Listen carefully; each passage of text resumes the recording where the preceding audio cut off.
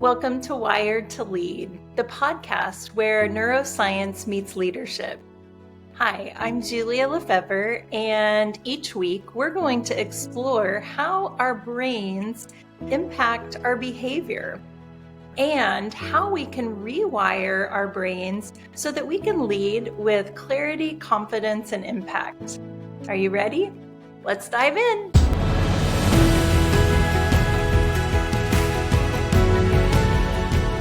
Hi, everyone. I am excited to introduce you to Chris Weekly. Chris is the founder of Logical A company that is dedicated to helping businesses attract, interview, hire, and retain autistic talent. As an autistic professional himself, Chris brings lived experience and deep insight into the often overlooked strengths of neurodivergent individuals. So, Chris, I am so honored to have you here. I am very honored that you asked me to be on. We have become fast friends via LinkedIn and then the Wichita area networking events and business events that we kind of run into each other at. And so let's just jump in, Chris. What is your passion? Just in your words, what has led you to have this mission and vision for your life? We'd have to go back to when the big bad happened and everything was shut down, and I got furloughed, and I was highly concerned that I would have to try to start over with the job process again. And I decided that I would try something different. And so I went to a startup week. And I was terrified. I didn't know anyone. I went by myself. I took a blank notebook, and I convinced myself if I just focused on what everyone was teaching and did my best to shut things out, that would be fine. It was still very trying. And I ended up meeting a lot of people, getting invited to a lot of things. And after I looked over my notes, I thought, I think I could help companies, help people like me when it comes to employment. Our unemployment rate is about 80% in this country, and in other countries, it is just as bad in some cases. So I thought if I could, just figure out how to help companies understand what they don't understand about autism, leave TV and movies and things and entertainment out of it, and really get down to more of the foundational level of what they aren't exposed to, and weave my lived experience before and after diagnosis, um, and let that lead part of the conversation, so they had something that was a little more tangible, if you will, to kind of grasp about what it is that I want to teach them. And then really just leaving them with the ability to create a blueprint that works for their company in bringing in autistic talent. Okay, I love that. 80% unemployment rate among the neurodivergent community. That is way too high. And so, can you give us a picture of what it is like to be neurodivergent, to be autistic, and trying to find a job? You mentioned, I was completely outside of my comfort zone, but help us understand what a day in the life of Chris Weekly is like. When I get up in the morning, it's generally very early. Sleep isn't my biggest strength. Um, so I get up pretty much like clockwork. Everything has a purpose in the morning. Everything from when I pour my first cup of coffee to um, when I put my shoes on. But I will tell you that each and every day, um, knowing that I'm going to have to go outside of my home and talk to people and work with people, um, is a daunting task. It's something that um, it's my heavy lift, and most mornings, if not all, I script what I may have to say, who I might have to talk to. There are scripts that I do for people I've never met, and trying to mentally focus on how quickly can I manage a conversation before I lose people out in the weeds, trying to measure if I'm going to put too many details in too quick, um, if something comes up in subject or topic that I really like. Mhm. When those things happen, this thing goes off in my head, teachable moment. And then I just want to teach them everything there is about it that I know. Okay, So I'm not autistic, but I do think I have a little bit of that because I use way too many words, and so I can relate. And you start to see people kind of pulling away relationally. And what's so interesting is that our fears, those experiences have been wired into us and by our past experiences. So our brains, our subconscious holds these experiential memories that then inform our thinking brain. Here's what you need to do and not do. And so I'm just curious, were there experiences in your life where you received negative feedback? Uh, Maybe in times when you would get excited and want to share and start oversharing. uh, generally, it would be people just finding any reason to get away. Mm, Um, and then there are times where in conversation, I wanted to comment on something that was being talked about, but now we're three subjects away. mm, And I used to be that I would try to bring everybody back to the first subject, and if there was no interest in that, I wouldn't catch on right away. And it all goes back to my memories of school. mm. Being in a classroom, you have to raise your hand or you have to wait your turn. And then generally you'd be told when it's your turn.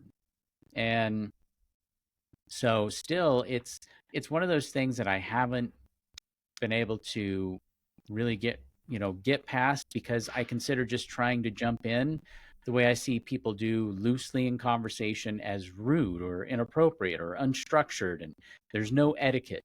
And I try to sometimes insert etiquette where no one cares about etiquette, and then it just goes all wrong. Um, there are other times where everyone's excited, and I pretty sure I'm excited too, but it doesn't register. Mm. And some people, I used to get tired of people just saying, you should smile more. Oh, isn't that great? You should smile about that. Oh, well, I am, just I don't smile the way you smile. Yeah. And so sometimes a lot of the outward things that generally you would expect from other people, when they don't happen, people um, they're confused about it, and sometimes they choose to be negative about it rather than curious. Mm. And me, I would much prefer curious, because that gives me a chance to share, that really I am sharing in the joy of the moment. Yeah. I kind of hear, I have this picture of, everyone gathered around a board game and everyone knows how to play the game, but nobody gave you the instructions. And so you're kind of trying to guess and read, but always feeling a little bit either a step behind or like you missed a rule somewhere. And that's got to feel really isolating. I mean, it impresses me that you continue to put yourself into those uncomfortable situations because most of us start to hide when it feels uncomfortable. I do plenty of hiding. I spent a large part of my life in the past really high masking. I would go somewhere and I would look to see who I could mimic the best, Mm, um, and really just kind of um, pretend or mask that you know those what they were doing seemed acceptable. If I can copy that well enough, then I can be accepted. Um, it's a drain, um, and it's much more of a drain than trying to um, think about all of the concerns about whether um, people think that I am cold or unhappy mm, or uninterested. Maybe I start to um, play with my fingers a lot or move or rock, um, in the presence of people. And if they don't know me, it can seem a bit odd to them. mm. Um, but it doing these things, it lets me stay a little bit longer um, in those settings. But trust me, when I can get away from certain settings, depending on how long I've been out, I need um, many hours to kind of recoup and kind of recollect myself. Absolutely. I mean, that makes sense. And I remember one of the first times, or maybe it was the last time, I don't remember, that we connected at a workshop and we were just talking. And you even said, it's almost like you've learned to coach people. You just said, it's hard for me to look at people's eyes. And it was interesting to me that you brought that up. But then you shared a little bit why. And so I was just curious, would you care to share some of that with our listeners? Yes, yes. Um, Eye contact is weird. Life for me is very literal.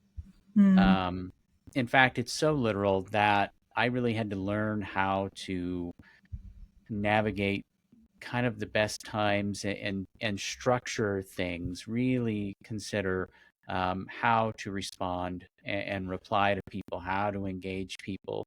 Um, when it comes to eye contact, um, you're always told that it's impolite not to make eye contact when talking to people. But on the other hand, a lot of the more unspoken social things, when you're out in places that maybe are not a professional setting, not to stare. And so then I'm left with this conundrum when I'm out and there isn't a professional etiquette when I'm out, and I go, well, if I get caught staring, am I going to be accused of peeper creepers? And I don't actually want that type of spotlight put on me, yeah. for the sake of just trying to um, be like everyone else in that particular moment. Um, Most of the time, I still struggle with, am I an approachable person? Do I seem like a person that people might want to engage with? And there are whole scenarios in my head around that even.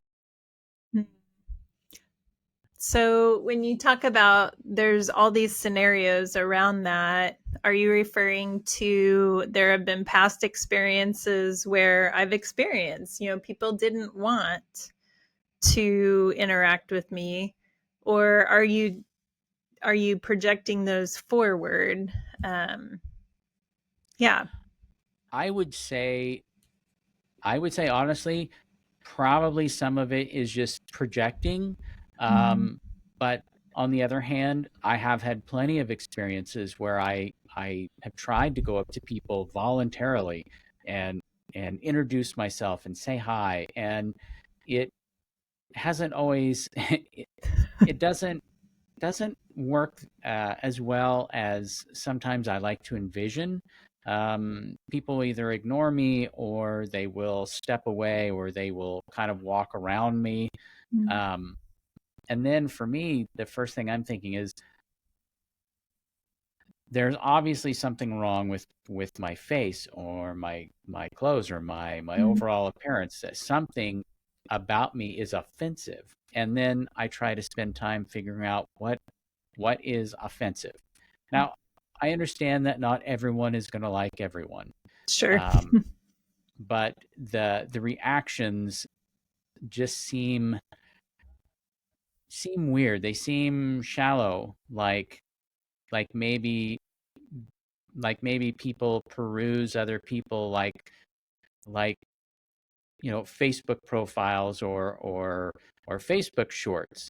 We'll catch a few seconds, no, and we'll move on. We won't maybe get a little curious about the person that was just standing in front of us. I mean, just make a decision so quickly that there is not a lot of time to think about um, what can I fix. Sure. And I hear you saying that you have a real desire to connect with people. It's not like you are wanting to go through life disconnected, and yet some or many times it feels like others don't know how or want to connect with you. Yes, and I'll be honest about this. Mm. Autistic people, when we mask and we mimic and we do all of these things, we offer a tremendous amount of grace to the world. We do our very best to engage and take part in a world that just isn't going to.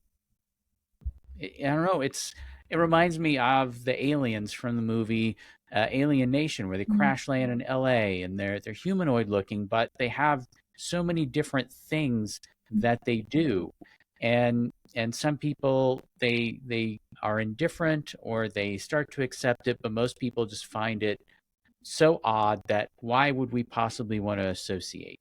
Why would we really want to let them in?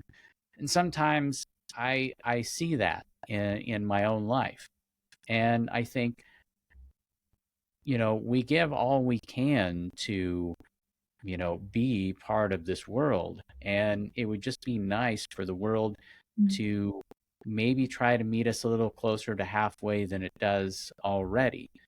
And for all of the lauding about you know current and famous people who are on the spectrum who did all these amazing things and advanced humanity in profound ways, um, to forget that there are millions of more minds like that in the world who are waiting to help move us even to the next step.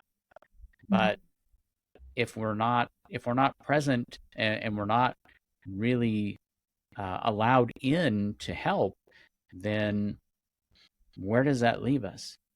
Yeah. And as I listen, I mean my heart just kind of just is heavy because not only wouldn't it be nice if the world, could meet you halfway or at least a little closer to halfway, and not just by letting you in, but by recognizing the gifts and the strengths that you bring to the world. We're missing out on, you said 80% of the community is unemployed. That's 80% of people in similar space as you that can't contribute their gifts to our world. And I hear you saying that that's part of what's driven you to start Logical Aid, that you're wanting to bring awareness to the workforce about the gifts and the strengths that do come with the neurodivergent population, and to just help people understand it better and create ways to really leverage. So, am I hitting close to what you're hoping for? You are. One of the big things that that is that isn't paid attention to nearly as much as it should, and it's a benefit for companies of all types, Mm. is our level of honesty and loyalty. For me personally, when I go in and I work somewhere, I get very protective of the company. It needs to stay open because I have managed to be there long enough to become somewhat comfortable with the space and the people in the space. And then, I end up moving to this mindset where I need to ensure in any way possible that the doors stay open for everybody, because everybody gets to come here. Then that means everything's functional. I get to come back and work. Um, and no matter, sure, I've had plenty of uncomfortable conversations about things that I've found or noticed that were wrong. And it's not about, trying to be a tattletale or be mean spirited. It For me, it is all about, if it's something that could impact the company in a bad way, where it could close or cause damage, where jobs are lost, then I'm going to bring it up and we're going to talk about it, because it should be important to everybody. Mm. I consider myself kind of like a groundskeeper, like a caretaker, um, in that respect, because the longer I can be there, um, the then I don't have to try to start over. And just getting an interview and getting through an interview, trying to decide whether or not to even talk about any of the challenges that too much sound or too much light or what have you impacts my quality of work, the work that I Absolutely. can get done, how well I can interface successfully with everybody. Um, those kind of things, in the past, um, have been the natural barriers, the things that end up sinking me. Um, Thankfully, the very technology that everyone lauds and appreciates have been lifelines. Noise canceling headphones, polarized lenses, things that let autistic people manage environments independently of everyone. And I think if companies knew that there isn't some kind of huge cost barrier to modify environments so that we Yeah. can work there, would be, I think, a tremendous thing for them to know. We can manage some of that ourselves independently. Absolutely. So, yeah, when you were talking about the upside of having you on a team is that you are super honest, you're super loyal, you're willing to step into hard conversations because you're laser focused on the overall mission and vision of the company, and primarily because it gives you a place to belong. And it's just interesting how, at the end of the day, that is one of our core needs as humans, is we want a place to be accepted, to belong, and to contribute to. And so I hear you saying that that's something that you're envisioning for more than just you. And I'm curious, have you had those experiences where people have invited you in and you have been able to be there long enough to develop this sense of loyalty and belonging? Yeah, I have in a handful of jobs. Yeah. Right now, I do contract work for Mhm. a habit forming software company called Ringarang, and we tried an experiment where I would I would communicate the way I communicate and talk about different things in meetings based on what needs to be covered in the meeting. And um, we we kind of bridged um, some comprehension of where I end up in the weeds, where I begin Mm. to put in too much into something that needs to be covered in adding things that don't necessarily need to be added to the meeting so far as detail. And so um, they have taught me how to be effective with how I communicate and what I communicate. And I have been able to um, teach them um, how to better tap into my ability through clarification, um, through sending me things that can be more visual. For me, visual is really an ideal thing. They've learned that a lot of times when I'm not looking, it's me doubling up on my focus to listen, to make sure that I am catching everything that's being said, trying to focus, listen, and try to keep, anything happening in the background out. That is a real challenge for me. And so helping them understand how I work, and then building a bridge of comprehensive communication on how they work, um, have been highly beneficial. Now, for me, it's I am, an integral part of the team, and they know how to, say, for instance, the marketing graphics design people, they know how to approach me on something that they're trying to figure out how to do. The sales people, ideas on how things can happen in sales, IT, with things that we want to advance for with AI, and several other things. And so they've helped unlock my ability to be a shared resource for every department. Wow. That's pretty. I know you keep going through all the departments and I'm thinking, wow, they all want a piece of Chris because they've recognized what you bring to the table and it was a shared experience of curiosity and learning on your part and on their part and kind of laying the groundwork for understanding first and then being able to tap into where does everyone fit and how do we make this work for this team. Wow. So I'm glad you brought up being, curiosity. Mhm. Um, for me, helping them get curious and encouraging discovery Mhm. um, is something that Robert, the CEO, has a big hand in.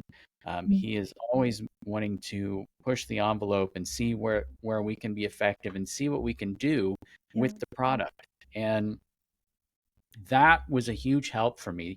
He helped me with so many breakthroughs on being able to be effective in the company, just because he's always curious as to what else can we do with this? What else can we do?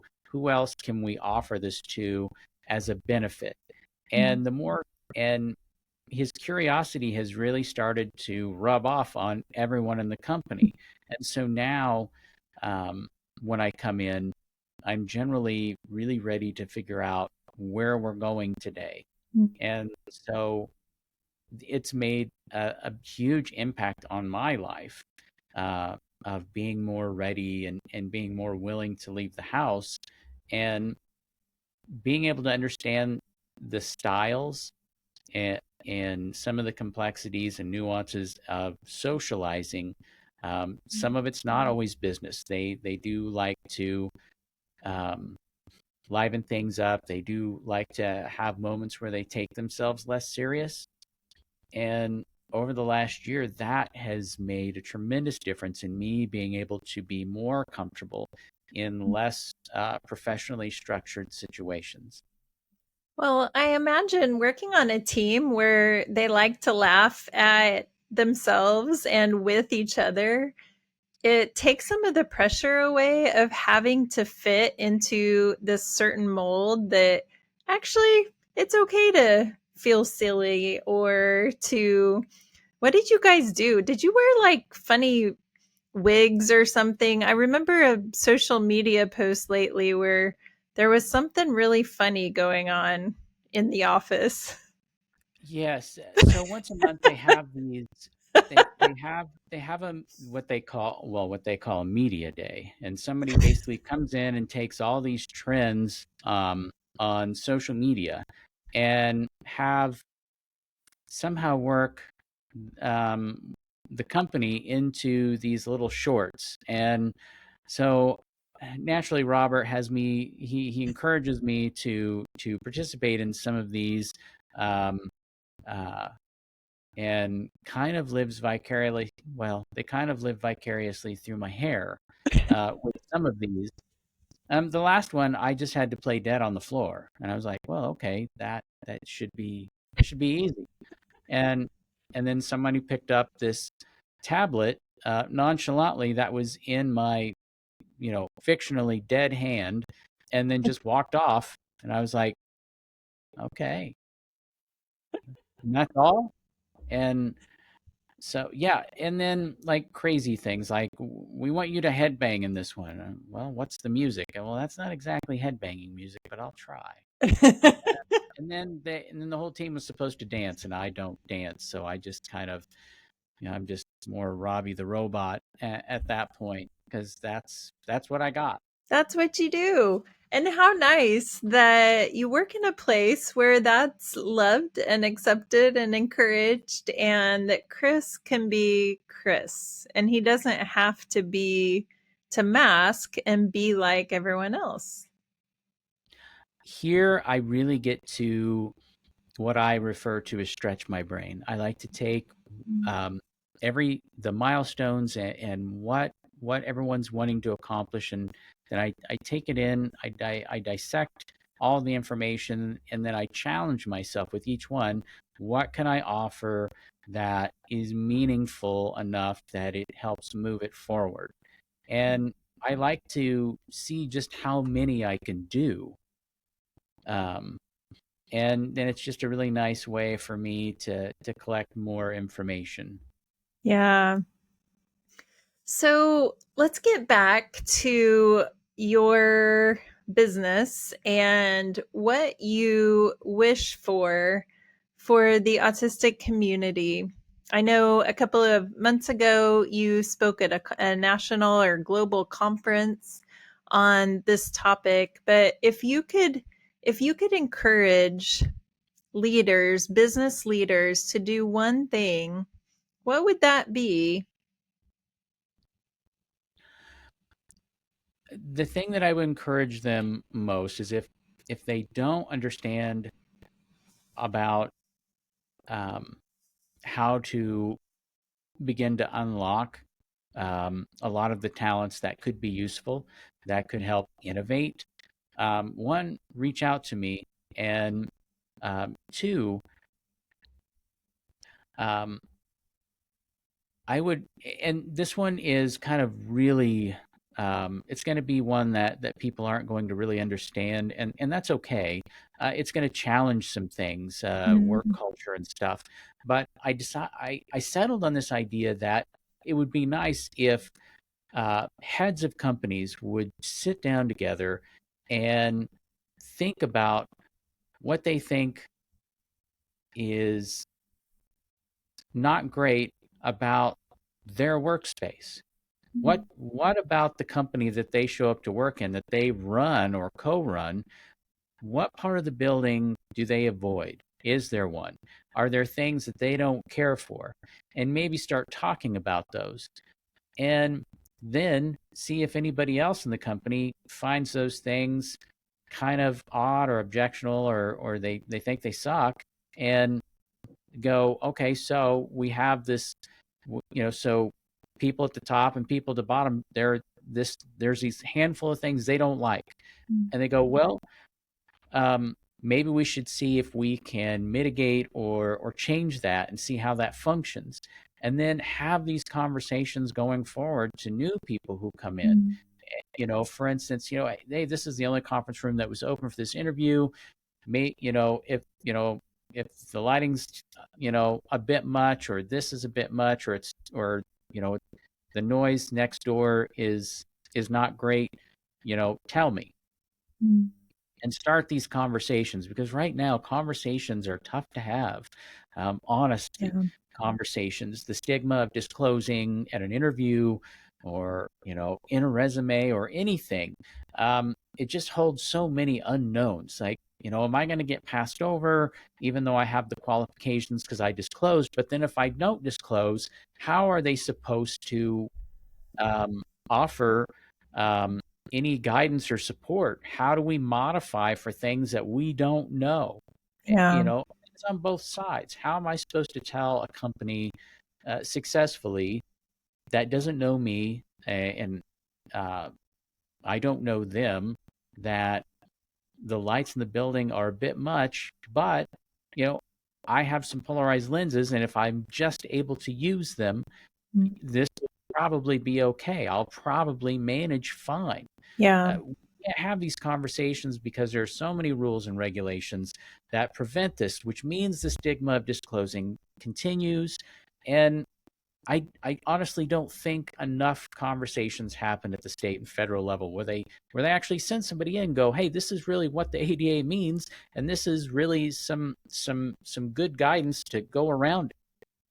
So now I'm left with, and a few other groups out there who do something similar to what I do, have to figure out how to have help these companies start to have some of these conversations. And what I found is maybe if we just start with a conversation where even people who aren't on the spectrum have something that they don't actually appreciate or like working in the environments, that maybe we get a chance to talk about those and maybe try to craft conversations from there.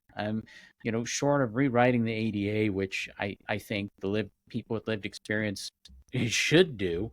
um, it's really hard to try to navigate that. Yeah.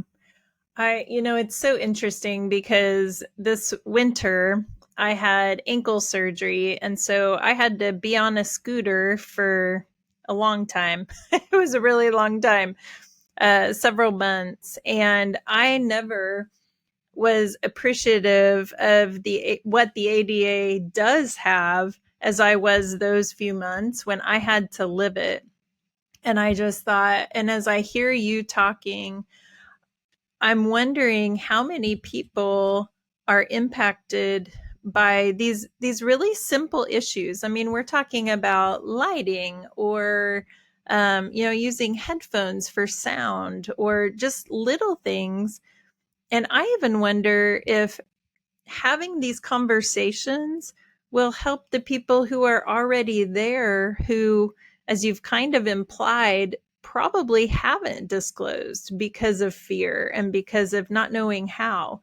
And when you think about the way that our brains are working, we can't, the last part of your brain to get energy is your thinking brain. And if your surroundings are not conducive to thinking well, then you're going to waste a lot of time. And so I imagine it would be in a leader's best interest to start having these conversations so that they can eliminate some of these distractions, and in the meantime then to be able to invite uh, autistic or other neurodivergent um, people into their communities to be able to start creating impact. Yeah, yeah. It just getting the conversation started is everything. Yeah. Being able to take them through what they're not aware of, the things that aren't generally seen um, in certain disabilities like autism. Um, it makes it very tough when disclosing, because it's the human it's just human nature that when people hear syndrome or disability or disorder, to see if they can see it. Can I spot it? And then if they can't spot it, they go, well, surely it's not there. But unfortunately, with a lot of neurodivergency, it's, well, my cousin's kid has it, and I don't think you do because you're not like that. Mm. And, you know, the spectrum is much more broad than that. And for me, I like to round it off to humanity itself. Everybody's one of one. We all have just something that we have a chance to share in the world that nobody gets the chance because it's not theirs to share. Yeah. And um, seeing what going back to the point of innovators past and present. Um, Again, there are so many more minds out there ready to innovate and make changes, and they can you can bring them into your company and move things to that to the next generation of your product or service. Um, in some cases, um, you'll miss that, and they will innovate in a way that reshapes the market that you currently serve. And so, do you want to? Would you rather collaborate and work with them, or would you rather become a struggling competitor? Now, I say that with no malice or anything. It's just a simple, it's just kind of a simple question to ask yourself. Um, our our bluntness about things, um, which some people may, when they listen to this, they may say, "Well, that was rather blunt," and it's just sometimes we come across with a level of honesty that seems very blunt, very forward, and it gets people kind of in emotional areas that those emotional areas aren't really the same for us. And so there are plenty of times where people have felt disrespected or hurt, and it has to be told to me because I simply don't know. If I'm Yeah. simply saying something because I believe it's in the best interest Yeah. and people get offended, I have to understand. You have to tell me how and the whys of the offense. You can't just say, "I don't like you anymore," because now you've really confused me. I've said something in an interest of helping, but yet you don't like me anymore. It So didn't help. what has happened there? Yeah. I love what you're doing, Chris. I think it is so helpful. And I love your, let's reduce it to we are all one of one. We all have our gifts and we all have the things that differentiate us from the norm. And yet, those things don't negate the gifts that we bring. And so I hear you just saying, world, look and be open to all of the gifts that we currently overlook simply because of the reality of autism in someone's life. And yet there's so much more to a person than that one piece. Exactly. I think we're stuck in this. I think we're stuck in this illusion where everything moves at the speed of technology, and the best speed people Mm. have is the speed of human. And I think we should not look at ourselves like we look at data on a screen. Um, we're more than just um, what our profile is, and I think we don't take enough time because we think that everything has to move at this great breakneck speed of technology, and in the end, if we tried, if we actually moved that fast, our hearts would give out. And I can just attest to this. The last time we met at one of those networking, I can't even remember. Oh, it was a workshop, I think. And it was so refreshing to have a conversation with you because it it just felt genuine, and I so appreciated that. And a lot of times you go to these work events and it stays pretty surface, and I just appreciated getting to hear your heart for this and a little bit of your story. And it's why I wanted you to be on here because I think it's a story worth telling. And I just want to encourage you, keep telling it, keep stepping into those spaces because our world really does. It needs everyone. It does. And we've been missing out because of blind spots or just not knowing. And so circling back to the idea of curiosity and then just being willing to communicate and connect, I think is going to be really important. So thank you for being here. And just one last question. What did we not get to anything, or is there anything you're just dying to tell us? You did refer to your hair and head Oh, banging. And geez. so I I don't know. What do our listeners need to know about Chris Weekly? Um, well, I'm a lifelong metal fan, and um, I know a lot of people find it strange. They're like, wouldn't classical music be something more your tempo to deal with um, how chaotic the world looks? And for me, metal music is not just about banging drums and screaming guitars. I'm very particular about what I listen to. The lyrics in a lot of metal music over the decades for me were always able to say out loud what I couldn't figure out how to say out loud myself, and allow me to kind of experience some ups and downs through those lyrics, through that music. And a lot of it, I put headphones on and I just drive through my work. I have a chance to, you know, put very busy on my calendar, and I just go. And it's it's it's a soundtrack that just works for me. I've talked to so many autistic people who really metal is their genre. It's their go-to. Um, um, Also, one other big thing, there is a documentary crew coming to Kansas. Hmm. I've been in touch with them. They're going to come within the next week, probably, still finalizing details. They want to interview me and know my story and my life. And um,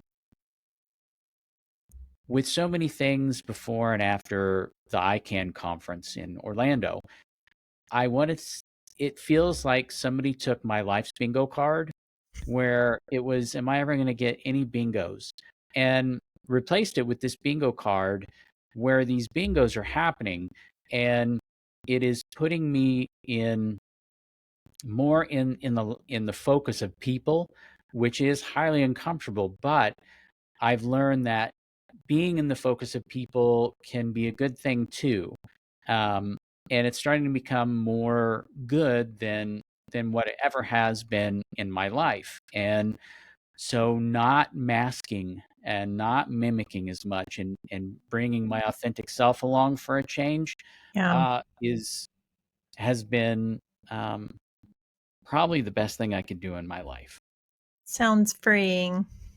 Really freeing.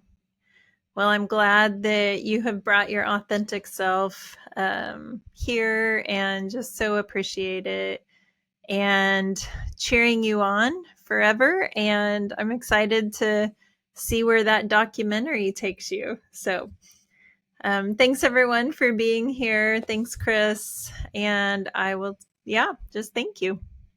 Thank you.